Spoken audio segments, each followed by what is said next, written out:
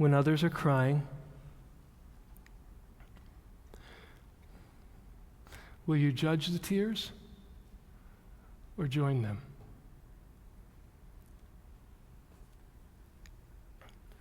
Will you weep with those who weep? Or will you argue about why they shouldn't be weeping? Do you see what the incarnation does? God is not dealing with our sorrows intellectually from afar.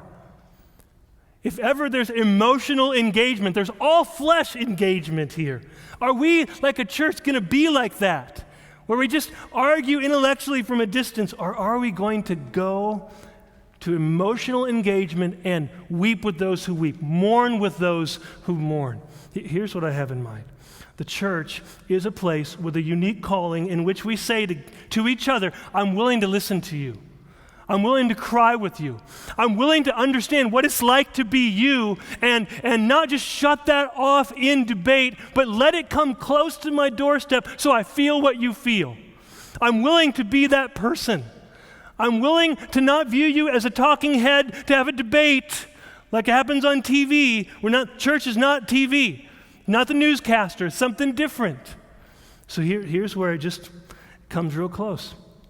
Only our unity in Christ can conquer both racial animosity and racial apathy. That doesn't feel what other people feel. Race baiting is a ditch, saying that, well, race is always the issue. That's a ditch. But so is race blindness that says race is never an issue. Always the issue or never an issue. Those are both ditches, and the church is called to racial empathy and compassion and weeping with those who weep as a family. Here's what I mean by that. Family compassion, where the church says with brotherly and sisterly love to every person, right now, starting with every person of color here, here's what we say. We will strive to be the kind of people that will be a safe shoulder to cry on, a safe place to express your fears and your tears and your frustration. A safe place. Let's test this out, shall we? Will we listen? As a majority culture church, will we listen when we hear about experiences that are not our own? Will we listen when we hear our black brothers and sisters share their fears? I've heard from many of you, and I'm not going to quote you and leave you vulnerable. I'm going to quote somebody else who says the same thing that I've heard now hundreds of times. This is a pastor named Micah Edmondson. My wife has to beg me, a grown 37-year-old man, not to go out to Walmart at night.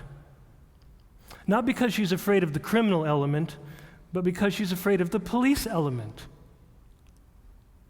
Right there, some of you are just going to shut down. I'm pleading with you not to.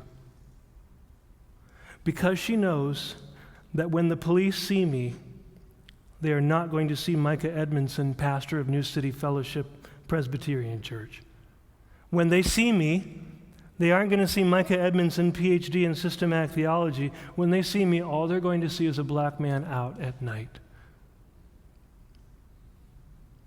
And she knows and has read that we're getting stopped at 10 times the rate of everyone else, arrested at 26 times the rate of everyone else, killed at 5 times the rate of everyone else. And others can see the injustice in those statistics. Can we? How do you respond to this? Thinking now mainly majority culture. How are we going to respond to this? Is your first response going to be this, quote, "No one believes the police are perfect. On the whole, they tend to use force appropriately to protect their own lives and the lives of others. Moreover, racial disparities in the use of force are largely explained by racial disparities in criminality." Meaning, you're going to be viewed and treated in large measure in proportion to how much your ethnicity commits crime.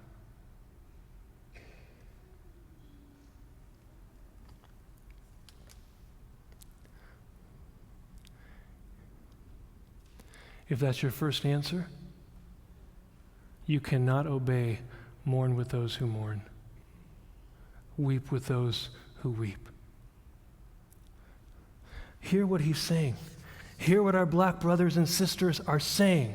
Many in our society view this man, this black man, as a statistic, reducing him to the proportionality of the way that black men commit crime. And so they never know him as a name. They never know him as a person. He's never given a chance there on his own, by himself. He's reduced to a statistic, a risk assessment, and he says, that feels dehumanizing.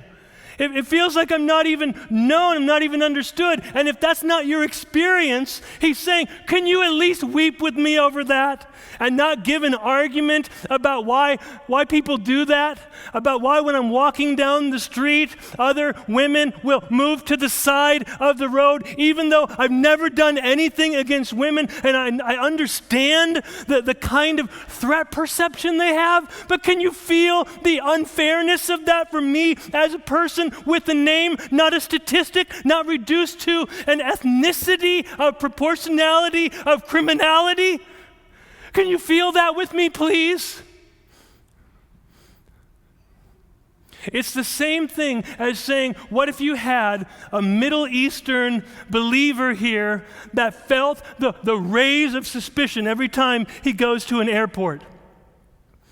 Viewed with greater suspicion, because proportionality says that you're a greater threat. And here he is as a person, as an individual made in the image of God, a believer in Christ, part of the family of Christ, saying, that feels hard. It just feels hard.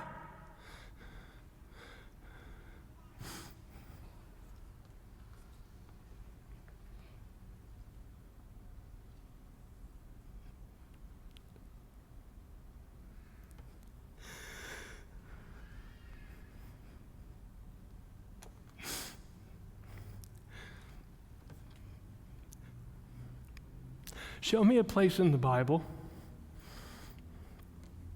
that says, if I don't agree with your statistics, I don't have to feel compassion for you.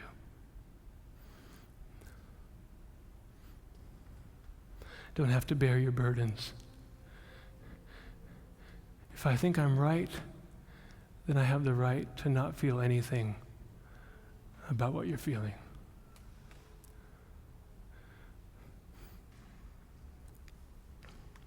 No, Colossians 3:12, put on then, as God's chosen ones, holy and beloved, compassionate hearts, kindness, humility, meekness. It doesn't say put on compassion unless you disagree. Romans 12:15, rejoice with those who rejoice, weep with those who weep, live in harmony with one another, don't be arrogant, associate with the lowly, never be wise in your own sight. It doesn't say unless you think you know more. Then you don't have to feel. You can judge their pain, police their pain. It doesn't say that. It says feel it with them, walk with them, listen.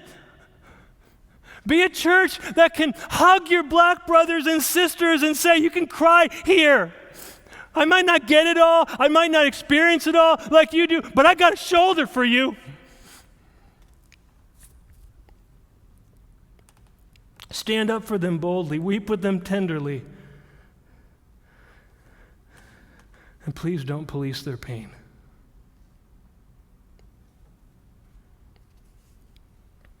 Micah Edmondson says, it grieves me deeply to say there's no evangelical movement that robustly, consistently, and practically affirms the value of disparaged black people. And at this point, I'd love to be part of a movement that robustly, consistently does hold up that value and say we're weeping with those who weep. But I'm not interested right now in being part of a movement. I'm interested in being a local church that is an evangelical alternative to that and says, you're safe in this family. And not just minority culture versus majority culture. Let's not just intellectually understand the pain of a widow, the pain of someone who struggles with same-sex attraction. Let's listen and hug and weep. And at the same time, let's not say, oh, you're just playing the race card. Like a convenient blanket that just covers it all up and says, race card. That's like looking at somebody bleeding on the street and the Levites and the priests walking the other way and not feeling the need to get there and help someone who's bleeding. Feel it with them. Bear one another's burdens. Walk with them. And if you're tempted to say, I think you're falling into the ditch of overreacting,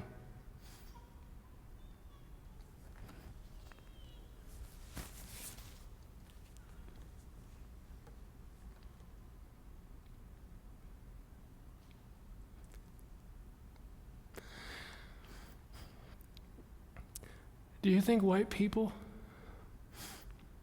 in the history of this country have a history of overreacting to racial issues, civil rights issues, or sinfully underreacting? The Bible's not overreacting when it says, just weep with them.